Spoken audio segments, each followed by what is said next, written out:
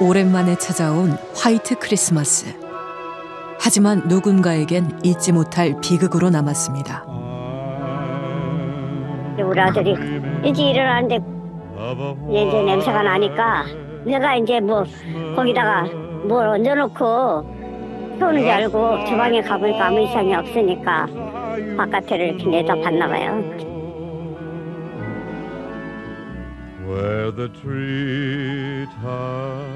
그러니까 이제 우리 아들이 뭐 불난 것 같다고 그렇게 얘기하니까 일어난 거지. 곧장 창 쪽으로 향했다는 주민. 이 불길이 여기까지 이제 올라가서 바로 옆이잖아. 여기서 이걸 보면 얼마나 한장을 해. 저 아래 불길이 여기까지 막 열기가 올라가더라고. 소방관들이 도착했을 때 불이 난 3층은 이미 화염에 휩싸여 있었습니다. 발코니 창문을 깨고 치솟아 오른 불길이 4층을 덮치고 있던 상황.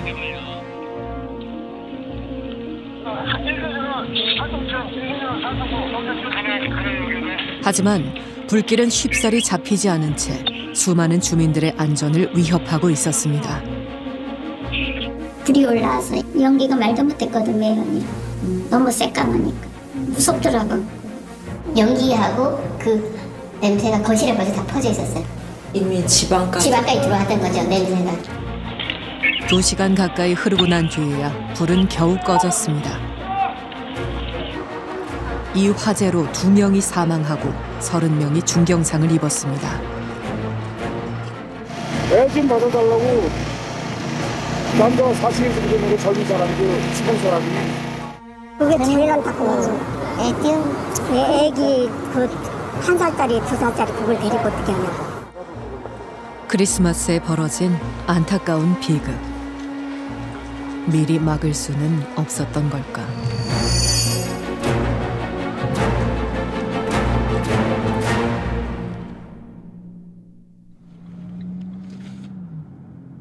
화재가 발생한 지 사흘 뒤 사고가 난 아파트로 향했습니다.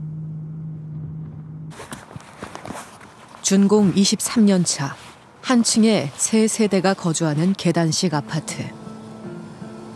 3층의 한 세대에서 시작된 불은 4층과 5층 창문을 깨뜨리고 고층의 외벽까지 모두 그을릴 만큼 거셌던 것으로 보입니다. 내부는 현재 어떤 모습일까? 매캐한 냄새가 아직 남아있는 현장엔 화재가 남긴 흔적들이 가득합니다. 새까매. 바닥부터 천장까지 검은 연기로 뒤덮였던 모양새. 일부 세대엔 구조대가 문을 강제 개방한 흔적들이 남아 있습니다.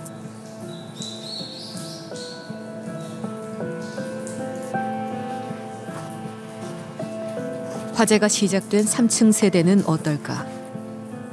출입이 통제된 상태.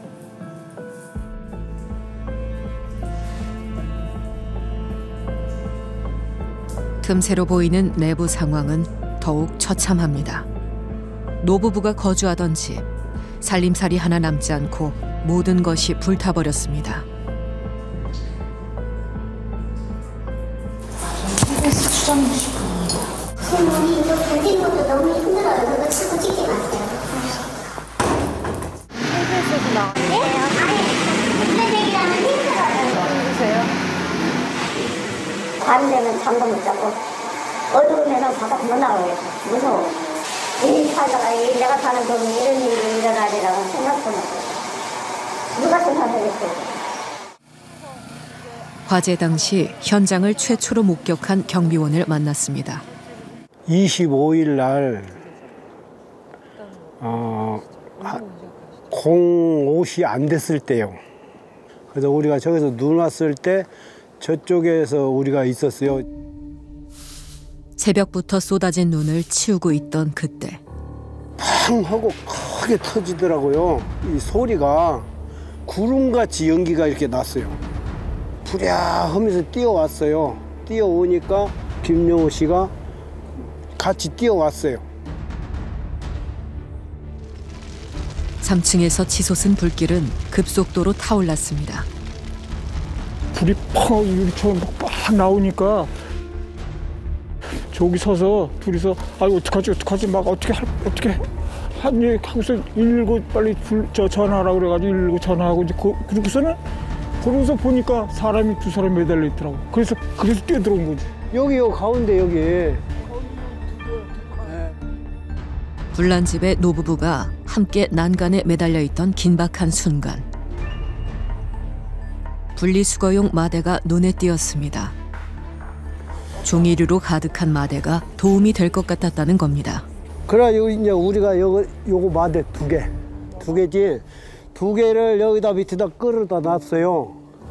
그래서 그분이 일이 떨어지고 뜨거우니까 노인네들이 손을 놨는데 이제 한 분 떨어져가지고 반장님이 모시고 절로 갔어.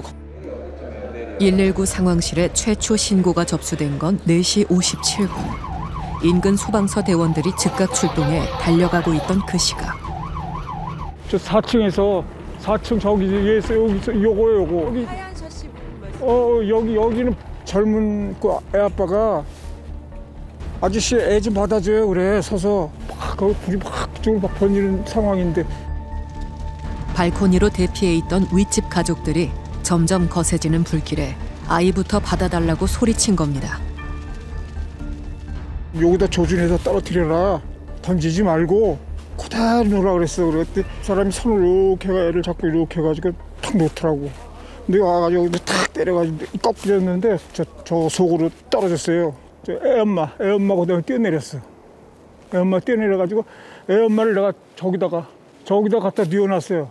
뉘어놓고 이제 와가지고 후대를 또 받을 준비하려고 했는데 그 순간이 그러니까 한 몇 초 사이로 와가지고 이게 자꾸 섰는데 빡 하고 떨어진 게 바로 여기. 가서 막 흔드니까 감각이 없어. 이렇게 하더라고. 그러더니 여기서 뭐가 툭 떨어져. 그래서 보니까 이제 깎는 애야. 둘 말았어. 자기는 죽어도 애기를 살리겠다고 이렇게 하고서 끝까지. 근데 요 자리네 여기 뭐 가슴이 영 안 좋아가지고 가슴이 아파가지고. 주민 4명을 구하고도 아직까지 잠을 못 이룬다고 했습니다.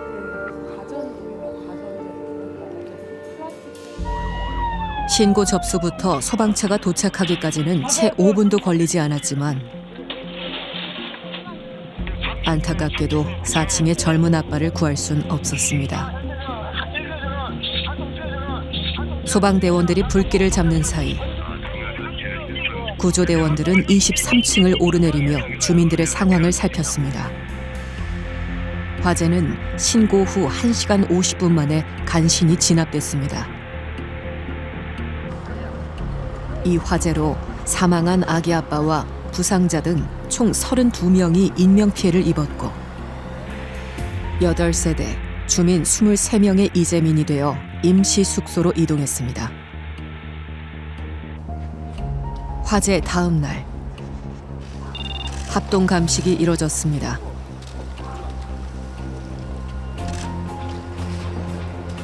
불은 애초 어디서부터 어떻게 시작된 걸까? 합동 감식 결과 정기적 요인에 의한 발화 가능성은 배제가 되고 현장에서 결정적인 증거물들이 좀 나왔는데 그런 것들을 봤을 때 인적 요인에 의한 발화가 가장 가능성이 높다. 발화 지점은 남편의 컴퓨터방, 평소 흡연을 하던 곳이라고 합니다. 때문에 제대로 끄지 않은 담배꽁초가 발화 원인으로 알려졌습니다. 아직 결과 안 나왔는데 아직 그건 추정이죠, 추정. 예. 아직 입건 전인데요. 중실화하고 중과실치상, 치사 이런 걸로 해야겠죠. 예. 고의성은 없었다고 해도 한순간에 이웃들의 재산과 소중한 생명마저 앗아가버린 도봉구 아파트 화재. 너무 안 됐어요. 그 애기 아빠가 여기로 이사 와서 너무 좋다고 좀 좁은 데 살다가 넓은 데 와서 너무 좋다고 막 그렇게 했는 아빠인데 저렇게 갈 줄. 그 사람이 제일 안타까워. 그게 제일 안타까워. 좋은 저 부모들이라고 친정이고 시가고 그저 팔딱 삐다지고 일이지. 저거는 저 이제 젊어갖고 지금 30대 8월 나이인데.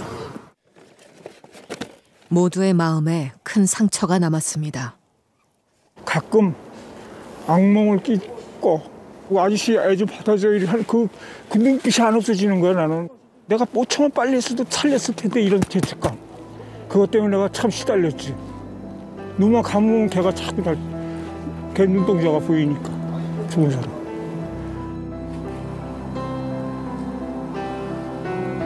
갓난아기를 안은 채 뛰어내려야 했던 젊은 아빠. 왜 이런 비극이 발생했던 걸까?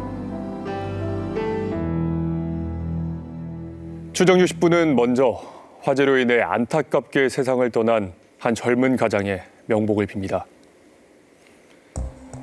소중한 보금자리가 한순간 잿더미로 변해버리고 새벽녘 잠들어 있던 주민들의 생명까지 위험에 빠뜨렸던 도봉구 아파트 화재. 그런데 이번 화재로 인한 인명피해는 4층에서 추락한 아기 아빠에 그치지 않았습니다. 이 중 또 다른 사망자는 10층에서 계단으로 대피하던 도중에 변을 당한 걸로 알려졌습니다.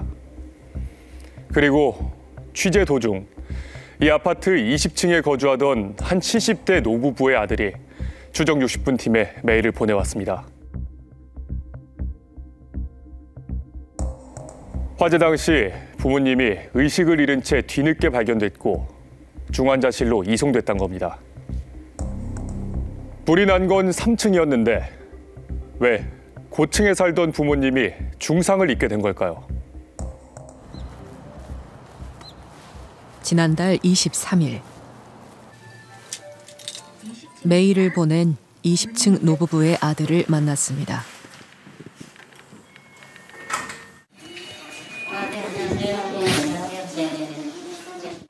거실이고요. 이게 연기가 들어와서 안방, 여기가 안방이거든요. 부모님 안방까지 다. 집안에 번진 유독가스와 분진의 흔적으로 살림살이 상당수는 폐기해야 했습니다. 벽지와 장판도 다 뜯어내고 전날부터 리모델링 공사를 시작했다고 했습니다. 그때 그 냄새도 처음에 왔을 때 그 냄새와 이 여기 상황은 정말 좀 많이 처참했어요. 되게 무섭더라고요. 그 연기라는 게. 그날 새벽 노부부에겐 무슨 일이 있었던 걸까? 새벽 5시경에 주무시고 계셨는데 불이 났으니까 대피하라는 방송이 나왔다고 하셨습니다. 급하게 여러 번이요. 실제로 올라온 냄새가 나기 때문에 급하게 방에 계시는 어머니를 깨우셔서 수건부터 챙겨서 입 막고 바로 나가셨습니다. 문을 열자마자 검은 연기가 들이닥쳤고 앞이 보이지 않아 당황했다는 겁니다. 너무 연기가 벌써 못 돌아갈 것 같아서 대피가 어려울 것 같아서 돌아가려고 마음 먹는 찰나에 일단은 현관이 어디 있는지 보이지 않는 상황에서 정신을 잃으셨다고 하셨습니다. 사고 당일 아들은 그날의 흔적들을 기록해뒀습니다.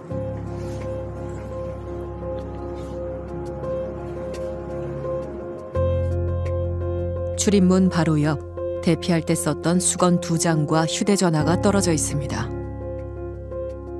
아버지는 현장에서 발견되셨을 때는 매우 위독하셨다고 했는데 현재 빠르게 회복하셔가지고 어머니는 현재까지 아직 의식이 돌아오지 않고 있는 상황입니다. 병원에서는 처음에는 뇌사에 준한다고 했고요. 현재는 식물 상태와 뇌사의 중간 단계로 보인다. 어머니는 사고 이후 한 달이 지난 지금까지도 중환자실에 있습니다. 유독가스를 일반적으로 한 모금 흡입하면 일단 몸이 경직이 돼. 몸이 경직이 돼서 좀 움직이기가 힘든 상황이 될 수 있어요. 그러면 이제 계속 유독가스 흡입하게 되는 거죠. 대피를 못하니까 몸이 경직돼서 움직일 수 없는 상황이 되니까. 그러면 이제 그 자리에서 이제 사망하게 되는 거죠. 건강했던 노부부, 두 아들 내외와 손주까지 화목했던 일가족의 삶은 하루아침에 사라져버렸습니다. 모두 다 건강했고 아무 일이 없게 정말로 행복한 생활을 하고 있었는데 딱 하루 만에 모든 상황이 다 바뀌었어요. 어머니는 위독한 상태고. (3층에서) 난 불이 아무리 거셌다고는 해도 어떻게 20층에 거주하던 노부부의 집 앞까지 죽음의 공간으로 만들어버린 걸까?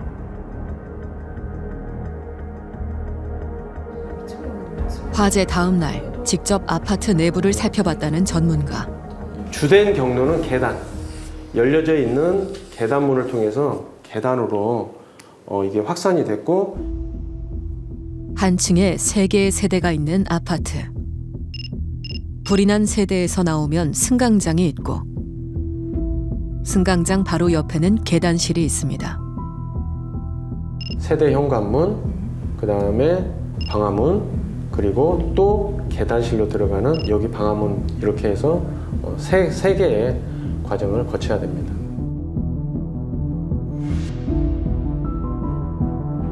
문이 열려 있었던 걸로 저희가 이제 판단이 되는 이유가 2층까지는 괜찮은데 3층 이상의 계단은 굉장히 까만 끓음으로 가득 차 있는 그런 상태를 봤고요.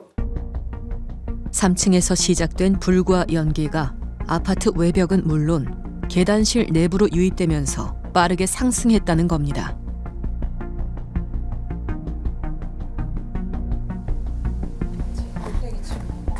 화재 사흘 뒤 취재진이 둘러본 아파트 최상층 계단실. 23층에도 그 흐름의 흔적이 남아 있습니다. 현장을 방문했을 땐 화재 복구 청소가 한창 진행 중이었습니다. 그런데도 아래로 내려갈수록 매캐한 냄새와 그 흐름은 점점 짙어집니다. 천장부터 벽면까지 새카맣게 그을린 상태. 화염이 직접 닿지는 않았어도 연기가 휩쓸고 간 흔적입니다.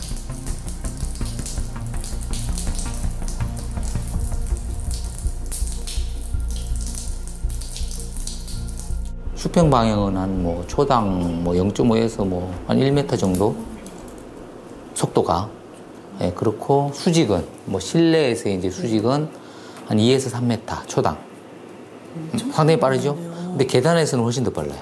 한 3에서 5m 정도 돼. 초당. 불뚝 효과 때문에. 그러니까 초당 5m 유도가스 올라가면 엄청난 빠른 속도죠. 그쵸. 그 사람 못 따라가지, 절대로. 그 속도를. 그 속도를 따라잡을 수가 없죠. 겨울이라 닫혀있던 창문들도 연기의 상승 속도를 더 빠르게 했습니다. 세대 내에 화재가 났을 때 다른 층으로 번지지 못하도록 하는 것이 가장 중요하죠. 그러니까 계단으로 나가지 못하도록 해야 되는 겁니다. 계단으로 나가면 다른 층으로 유독가스가 순식간에 번질 확률이 아주 높죠. 연기가 계단실로 가려면 3개의 문을 거쳐야 합니다. 3층 노부부는 발코니로 대피했는데 왜 2개의 문이 열려 있었던 걸까? 사고 다음 날 3층 화재 현장이 담긴 영상입니다. 열려있는 세대 방화문을 거쳐 안쪽으로 들어가 보니 현관문도 열린 상태 그대로 고정돼 있습니다. 누가 왜 문을 열었던 걸까? 방문을 열으니까 화염이 좀 나왔나 봐요. 연기도 나오고. 그러니까 그때 현관문을 열은 거예요. 근데 불이 워낙 그 문 열고 이러니까 너무 급격하게 막 화염이 확대되니까 겁이 났나 봐요. 연기를 빼려고 문을 열자 불이 더 커졌고 더 많아진 연기가 열린 문을 통해 곧바로 20층까지 확산됐다는 겁니다. 그렇다면 3번째 문, 공용 방화문이 닫혀 있었더라면 연기 확산을 막을 수 있지 않았을까? 영상은 여기서부터 시작이에요. 영상 이렇게 출발해서 본 거고. 화재 당일 아들이 20층 승강기에서 내리면서 촬영한 영상. 계단실 앞 공용 방화문이 열려 있습니다. 당일에는 이게 다 열려 있었습니다. 모두 개방되고 아마 전층이 다 개방돼 있었고 저도 20년 동안 여기로 이제 살면서도 이게 닫힌 거는 지금 저 처음 봐요. 한 번도 이게 닫힌 적이 없었어요. 아예 열려서 여기에 돌이 개여 있어요. 항상 그랬었습니다. 양쪽이 다. 아들 말대로 열린 방화문이 벽돌로 고정되어 있었습니다. 벽돌 위로 쌓인 분진. 화재 당시 열려 있었단 증거입니다. 다른 쪽 문도 마찬가지. 11층 역시 이렇게 고인목이 다 설치가 돼 있습니다. 이게 무슨 고인목을 많이... 다른 층들의 공용 방화문 고인목들에도 까만 분진이 그대로 남아 있습니다. 관리사무소는 어떤 입장일까? 이게 안 닫은 게 아니라 우리는 다 닫았는데 이게 좀 조심스러운 것이 현장 가보셨어요? 2호사무라인은 엘리베이터를 타려면 문을 열어야 엘리베이터를 가니까 우리는 오전에 닫아놓으면 오후에 다시 열어놓고 목숨을 건 숨바꼭질인 셈입니다.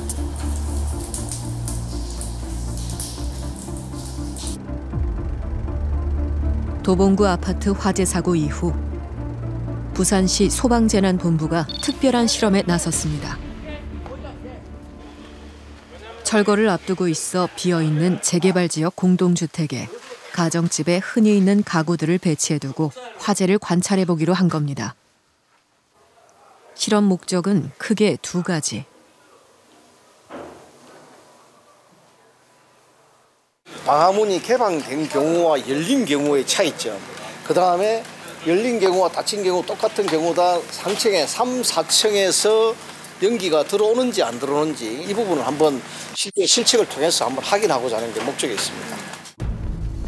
1층에 불을 붙이고 현관문을 열어놓은 경우와 닫은 경우, 불과 연기의 확산 속도와 양상을 비교해보기로 했습니다. 잠시 뒤. 전화 시작합니다. 아직 스탑워치는 준비해.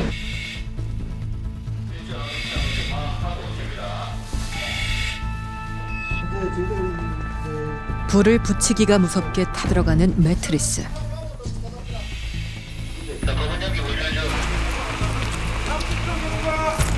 (30초) 경과. 바깥에서도 맹렬히 타오르는 불꽃이 보이기 시작하더니 순식간에 벽면을 타고 천장으로 향하는 화염. 자, 현재 3분 30초 120도, 3분 30초 120도. 550, 600, 670, 700, 750, 800, 830. 앞에 유리 조심하세요, 직원들. 유리 조심하세요. 유리 앞에 유리. 천도. 1200. 3, 4층 이제 상태 보고하세요. 먼저 현관문이 닫혀 있는 경우 1층 밖으로 연기가 조금 새어나오긴 하지만 3층에선 별다른 변화가 없습니다. 현관문이 열린 경우 순식간에 화염이 솟구치는가 싶더니 빠르게 검은 연기가 빠져나옵니다. 3층 역시 불과 2분 15초 만에 검은 연기가 차오릅니다. 불꽃마저 보이지 않을 정도로 어둠으로 변해버립니다. 열림 상태에서 4층의 일산화탄소 농도는 4분 50초 만에 7,000ppm을 넘겼습니다. 이는 10분에서 15분만 노출이 돼도 사망에 이를 수 있는 수치입니다.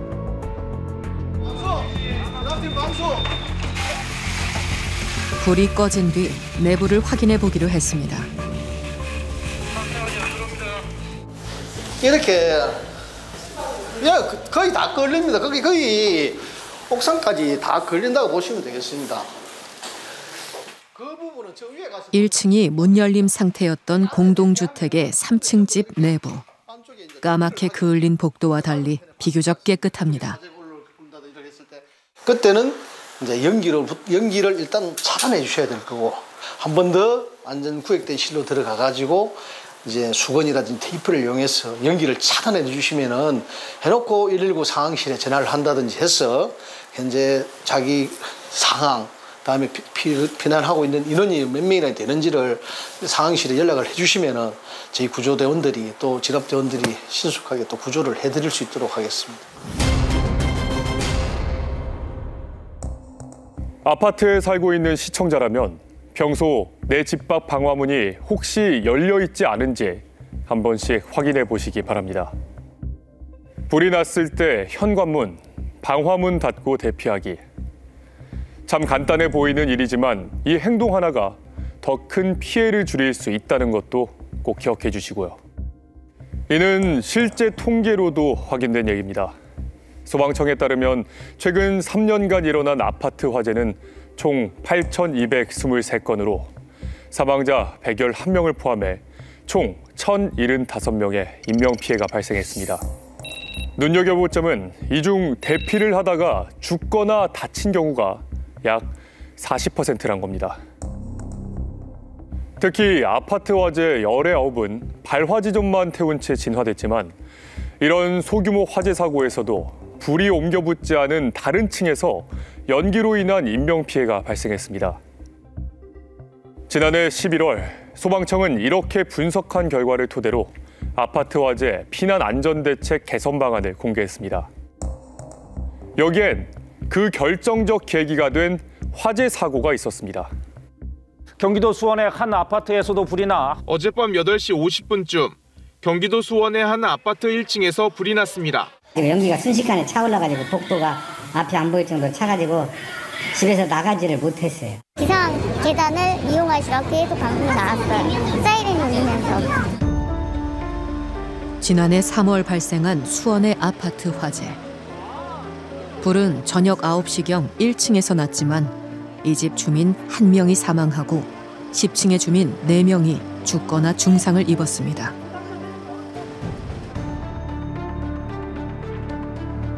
대체 무엇이 문제였을까? 해당 아파트를 다시 찾아가 봤습니다. 1층 앞에 불이 났었고 당시 이제 현관문이 열려 있어서 연기가 터졌던 것으로. 화재 당시 승강기 내부 CCTV 영상입니다. 대피 시 승강기는 이용하지 않는 게 원칙이지만 1층으로 향한 일부 주민들. 문이 열리자마자 연기가 밀려듭니다. 피난하라고 안내방송에 나왔다는 비상계단 역시 순식간에 연기가 들이치면서 죽음의 통로가 돼버렸습니다. 아래서 노면이나 유독가스가 계속 올라왔을 거예요. 당시 1층에 방화문이 없어 검은 연기로 가득 찼을 계단실. 사고 이후 아파트에선 1층 방화문을 설치했습니다. 10층 주민 4명 중 3명은 모두 계단실 앞이나 중간에서 연기 흡입으로 쓰러졌고 다른 1명은 13층 승강기 앞에서 숨졌습니다. 사실 결정적인 계기가 된 사건은 이제 수원 화재를 들 수가 있겠고요. 지금까지는 소방이나 정부에서 화재가 발생하면 대피 먼저라는 개념이 굉장히 컸어요. 근데 이 연기가 현관문을 타고 복도를 타고 계단을 타고 상층부로 유입이 되면서 그 상층부에 있는 분들이 피난하시다가 불가피하게 변을 당하시는 그런 일들이 계속해서 빈번히 발생이 되니까 정부에서는 이 매뉴얼을 대피 먼저가 아니라 상황을 판단을 먼저 하자라는 개념으로 아예 바뀌어버린 거죠. 수원 아파트 화재 6개월 뒤 소방청은 아파트 화재 시 대피 지침을 변경했습니다. 불이 난 게 우리 집인지 다른 집인지 화염과 연기가 있는지 없는지에 따라 4가지로 세분화해 구체적인 피난 요령을 제시한 겁니다. 특히 남의 집 화재로 대피가 어려울 경우 화염 연기로부터 먼 곳에서 틈새를 막고 구조 요청하라고 했습니다.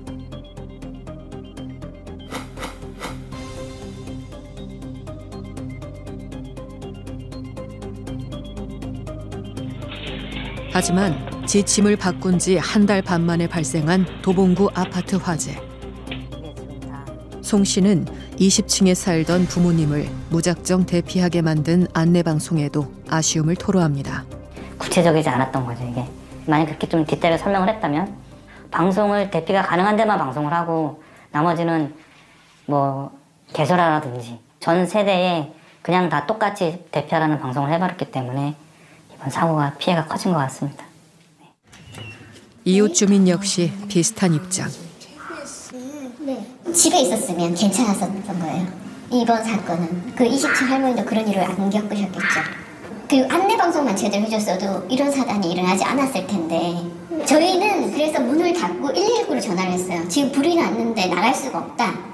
그러니까 거기에서 이제 안내를 해준 거죠. 저희한테 문틈을 젖은 수건으로 막고 집에서 대기해라. 관리사무소 측에 따르면 4시 55분 화재 경보가 발생했고 당직자는 5시 6분부터 3차례에 걸쳐 전 세대의 대피 방송을 실시했다고 합니다. 대피 시 연기 때문에 위험할 수 있다는 사실을 처음 알린 것은 5시 30분. 대피하지 말고 집에서 대기하라고 다시 방송을 했다고 합니다. 소방관들끼리 야 이거 연기가 너무 많이 나서 나오지 말라고 방송을 해야 되지 않을까라고 한 그 얘기를 듣고 우리 직원이 또 쫓아온 거야. 여기 와서 다시 방송을 한 거예요. 나오지 마라. 소방관들끼리 하는 얘기를 듣고 먼저 대피의 위험성을 알렸다는 겁니다. 무슨 상황을 우리가 어떻게 내부에서 어떻게 알아서 전문가도 아닌데 나오라 마라 할 수 있는 방송. 단지 우리는 매뉴얼이 있으니까 대피하십시오라고 방송할 수밖에 없는 현실이고. 그럼 우리 주민들은 나오지 말고 있어. 그러다가 만약에 더 확산돼가지고 안에서 돌아가셨으면 누가 옳았을까요? 나오지 말라고 한 사람이 옳았을까요? 나가라고 한 사람이 옳았을까요? 이게 과연 뭐가 정답이었을까? 연기의 유입이라든지 화염의 유입이 어느 상태인지를 관리사무소는 판단하기 어렵거든요. 어떤 상태에 놓여 있는지를 파악하기 어려우니까 대피를 명령할지 또 대기를 안내할지에 대한 부분이 굉장히 어려움이 있다 이렇게 말씀드릴 수 있습니다. 형식적인 매뉴얼이 아니라 정말로 현장을 좀 볼 수 있는 매뉴얼이 좀 만들어지고 그 매뉴얼만 만들어서는 안 되겠죠. 만들어진 매뉴얼을 입주민들이 숙지할 수 있도록 어떤 기회를 주셔야 된다고 생각합니다. 소방당국의 지침 변경에도 도봉구 아파트 화재 등 대피 과정의 인명피해에 대한 입장을 물었습니다. 소방청은 홍보가 다소 부족했다며 적극적인 홍보를 추진 중이라고 했습니다.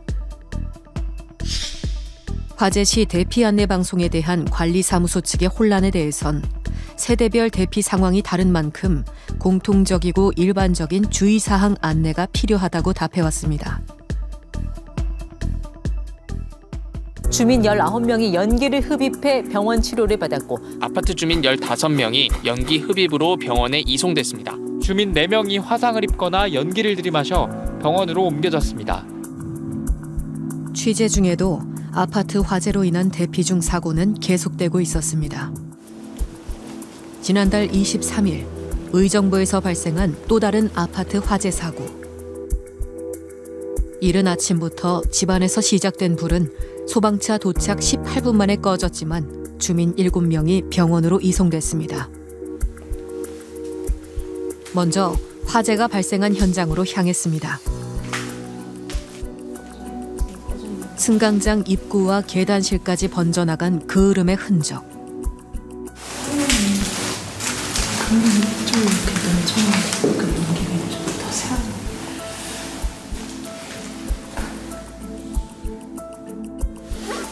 이곳에서도 방화문 아래의 고인목이 눈에 띕니다. 화재가 발생한 곳은 3층이었지만 이번에도 연기를 흡입한 부상자 대부분은 계단으로 대피하던 고층 주민들이었습니다. 예, 안녕하세요 선생님. KBS에서 나온 서로 지원 PD라고 합니다. 저희 밑으로 연기가 들어오는 거예요. 그래서 너무 놀라서 급하게 이제 엄마 아버지 뭐 양말도 못 챙기시고 저희가 정신없이 나갔어요. 내 옆에 있는 엄마 얼굴도 안 보이고 제가 손을 이렇게 뻗었는데 제 손도 안 보일 정도로 하나도 안 보였어요. 저도 저희 엄마를 챙겨야 되는데 마스크를 이렇게 손으로 이렇게 수건으로 입을 대드려야 되는데 한 손은 난간 잡고 한 손은 엄마 손을 잡고 있는데 수건을 대드릴 수가 없어서 그게 지금 그래서 연기를 많이 마신 거 아닌가 걱정도 되고 연기가 막 올라오더라고 밀려서. 그래서 이제 거기서 연기를 한번 흡입하고 그래서는 다시 집으로 돌아왔는데 세탁실에 가서 문을 딱 닫아놓고 밖에 창문 열고 거기서 이제 전화했죠. 매뉴얼이 대로 잘 하신 거거든요. 그래요? 가장 집에서 나왔을 때 바깥이 연기가 있으면 집안에서 가장 연기가 먼 곳, 좀 가장 안전한 곳에서 대피하고 기다리는 게 사실 안전한데 혹시 그 매뉴얼 알고 행동하신 건가요? 아니요. 지난해 11월 소방청이 아파트 화재 대피 지침을 우선 대피해서 상황 판단 후 대피로 바꿨다는 사실 알고 계셨습니까? 상황을 어떻게 판단하고 또 어떻게 대피해야 하는지 상세히 설명해 주실 현직 소방관을 이 자리에 모셨습니다. 예, 안녕하십니까. 저는 경기도 북부 소방재난본부 소속 소방이 김찬수입니다. 시청자분들께서 무조건 대피가 위험하다는 건 이제 아실 것 같은데요. 그럼에도 진짜 불이 났을 때 이 집에 있는 게 진짜 안전할까? 이런 불안감도 드실 것 같아요. 사실 뭐 같은 아파트 화재라고 해도 건축 시기나 외부 자재, 발화 위치에 따라 가지고 상황은 천차만별이 됩니다. 하지만 기본적으로 아파트는 콘크리트로 구획이 되어 있어 가지고 화염과 연기에 영향이 없다면 안전하다고 할 수 있을 것 같습니다. 네. 그렇다면 진짜 불이 났을 때 어떻게 상황을 판단하고 또 어떻게 행동해야 될까요? 일단 작은 불이라면 소화기로 초기 진화를 하겠지만 초기 진화가 되지 않는다면 대피를 고려를 해야 합니다. 이때 중요한 것이 피난 경로상에 짙은 검은 연기나 화염이 없는 것을 확인을 하고 대피를 하는 거고요. 짙은 화염이나 검은 연기가 없다면 지상으로 대피하시고 지상 대피가 어렵다면 옥상으로 대피를 합니다. 이때 중요한 점은 현관문을 꼭 닫고 대피를 하셔야 합니다. 그렇다면 현관문 쪽에서 화재가 발생해서 나가기 어려운 상황이라면 그때는 어떻게 해야 될까요? 일단 무리해서 연기를 뚫고 나가려고 하시면 안 되고요. 집에 있는 피난기구를 떠올리셔야 합니다. 뭐 왕강기라든가 옆집으로 대피할 수 있는 경량식 칸막이라든가 아랫집으로 대피할 수 있는 하향식 피난구, 일정 시간 화염이나 열을 차단해주는 피난 공간도 있거든요. 이게 아파트 준공 연도에 따라 다르기 때문에 우리 집에 어떤 피난기구가 있는지 평소에 확인해 두시는 것이 중요하고요. 이 모든 피난기구를 이용할 수 없을 때 이때가 사실 가장 위험한 상황이라고 할 수 있는데 화염과 연기에서 가장 먼 곳으로 대피를 하셔가지고 테이프라든가 젖은 수건 등을 활용해서 연기가 들어오지 않게 좀 막아주고 119에 고립된 위치를 설명해 주시는 것이 매우 중요합니다. 네. 안타깝게도 불이 나지 않은 세대에서 대피하다가 인명피해가 발생하는 사고가 또 빈번하게 발생을 하고 있습니다.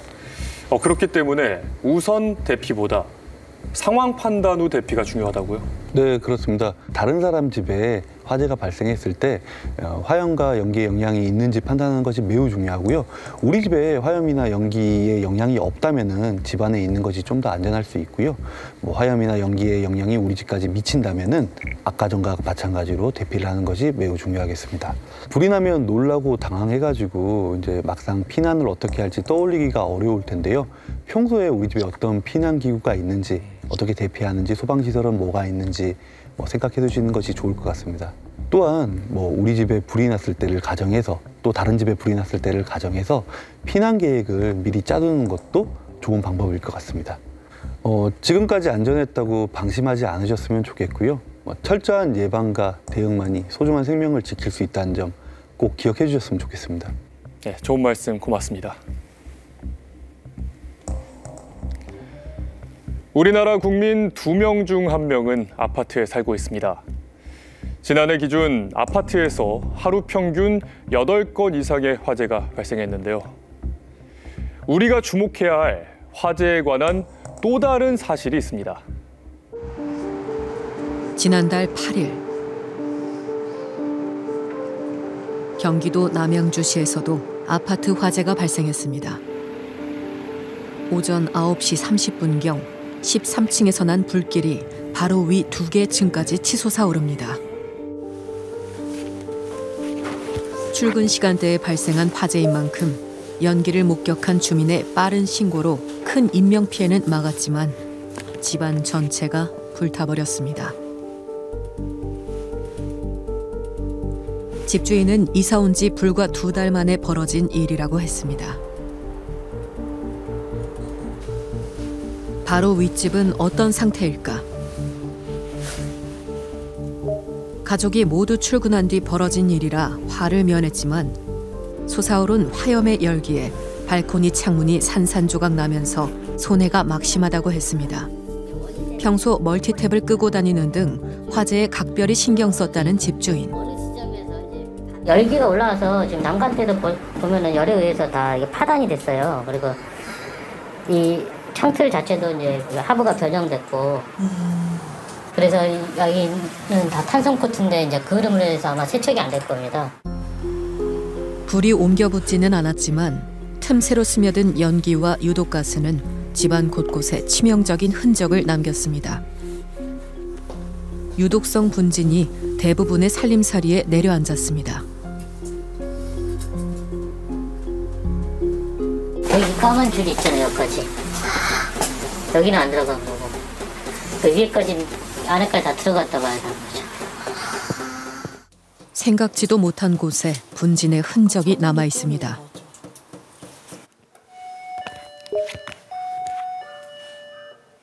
계세요. 불이 난 집의 아래층은 어떨까? 그 흐름 다 어제 3식구서 그냥 밤늦게까지 그 흐름 다 청소하고.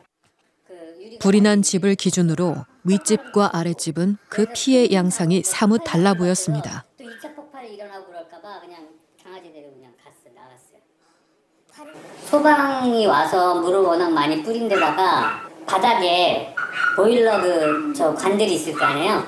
그런 것들이 화재가 나면은 다 녹거나 그래서 거기 나올 수도 있고, 그러니까 2가지 원인으로 누수가 많이 생긴다고 하고.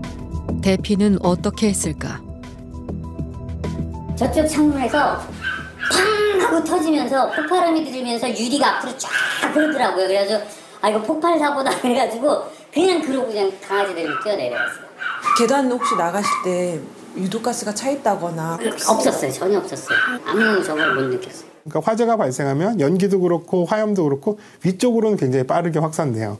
불이 이제 밑으로 거꾸로 내려오는 상황들은 거의 발생하지 않습니다. 그렇기 때문에 대부분 불 났을 때 제일 위험한 상황이 처하는 층은 불난층, 그다음 불난 직상층, 바로 위층, 이렇게가 사실 가장 취약해서 대피를 시킬 때도 이 2층이 가장 빨리 대피를 해야 되는 거예요. 모든 층에 다 대피를 하라고 안 해요, 최근에는. 왜냐하면 경보도 불난층이랑 불난 바로 위층만 우선 알려줍니다. 왜냐하면 모든 사람들이 다 갑자기 내려와서 이제 계단실로 몰리면 오히려 자칫 위에서 내려오는 사람들 혼잡이 생기면서 불나거나 그 제일 위험한 층에 있는 사람들이 제때 대피를 못 할까봐, 그래서 이제 불난층과 직상층 먼저 경보가 나가서 이 사람들 먼저 대피를 시키고, 그 다음에 이제 화재 상황에 따라서 그 위에 층에도 알려서 더 대피가 필요하면 대피를 하시라, 혹은 또 대피 상황이 안 되면 기다리시라, 뭐 이런 것들을 이제 판단해서 알려드리게 되거든요.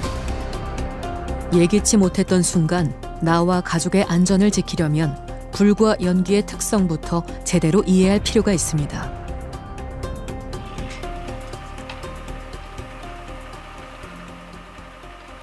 소방학교에서 실제 화재 훈련이 진행 중입니다.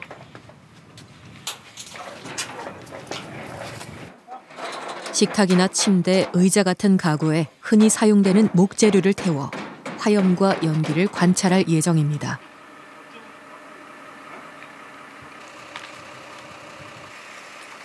실전에 대비해 화재 진압 기술과 전략을 익히는 실화재 훈련. 소방관들은 화재가 난 컨테이너 내부에서 직접 불과 연기를 마주하게 됩니다. 점화가 시작되고 잠시 뒤 불길이 점점 커지는가 싶더니 순식간에 천장까지 치솟아 오릅니다.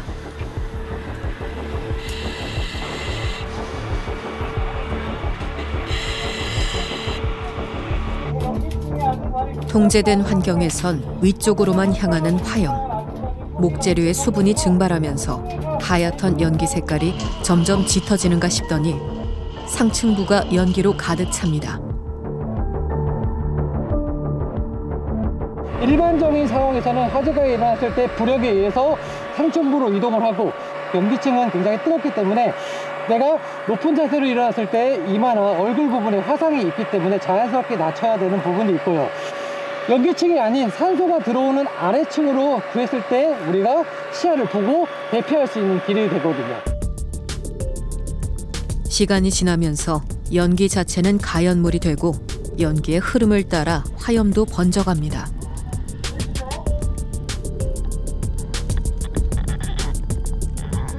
이 연기가 가연물로 변화가 돼 있으면 불꽃 연기가 흐름을 따라서 쭉 펴오르는 걸 롤오버라고 표현합니다. 연기에는 언제든지 불이 붙을 수 있는 가연물이 돼 있는 거죠. 연소 범위 내에 있는 거. 그 연기가 복도나 계단을 통해서 얼마든지 진입할 수 있는 경우, 방화문이라든지 방화 셔터라든지 이런 부분 폐쇄를 하는 게 제일 중요하다고 봅니다.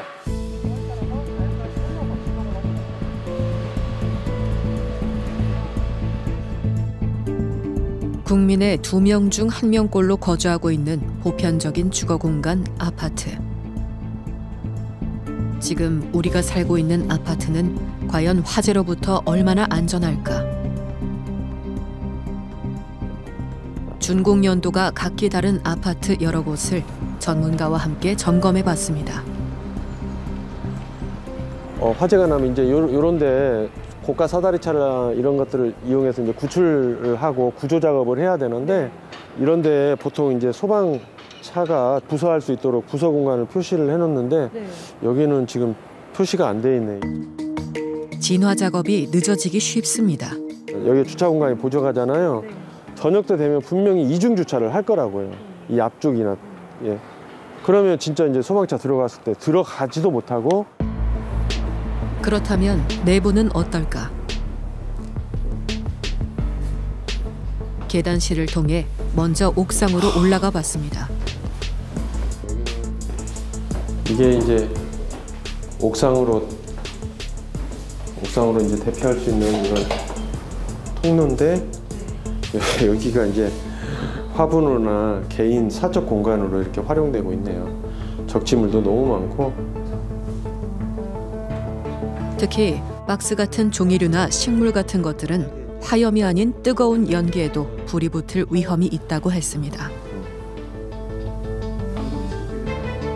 계단이 우리가 피난을 위한 공간이라고 생각하는데, 안전한 공간이라고 생각하는데 거꾸로 불이 탈 수 있는 공간이 되는 거죠. 그러면 이거야말로 굉장히 위험한 상황이 되는 거고요. 현행 건축법에서도 이런 가연물을 계단에 이렇게 설치하거나 장애물로 이렇게 놓아두고 적치하는 것은 금지하고 있습니다. 각종 소방 설비를 갖췄더라도 제대로 작동하는지 점검이 필요합니다. 이 문이 오래 쓰다 보면 철문이 무겁다 보니까 한쪽으로 이렇게 휘는 거예요. 그러면 문이 제대로 다 아무리 그렇죠. 작동을 한다 해도 안 닫히는 거죠. 몇 년 전 아파트에 혼자 있던 6살 아이가 집에 불이 나자 침착하게 현관문을 닫고 나와 주변에 도움을 요청해 피해 확산을 막은 일이 있었습니다. 어린이집에서 받았던 소방교육을 떠올렸다고 하는데요. 누구든 평소 제대로 배우고 또 알고 있다면 갑자기 닥친 화재에도 적절하게 대처할 수 있을 겁니다. 지금까지 여러분은 아파트 화재에 대해 얼마나 알고 계셨습니까? 내일이면 설입니다. 오랜만에 만난 가족, 친지들과 둘러앉아 각자 집에 소방기구는 무엇이 있는지, 불이 났을 때 어떻게 대피하는 게 좋을지 얘기 한번 나눠보시는 건 어떨까요? 추정 60분은 비슷한 사고가 되풀이되지 않도록 새해에도 더 열심히 뛰겠습니다.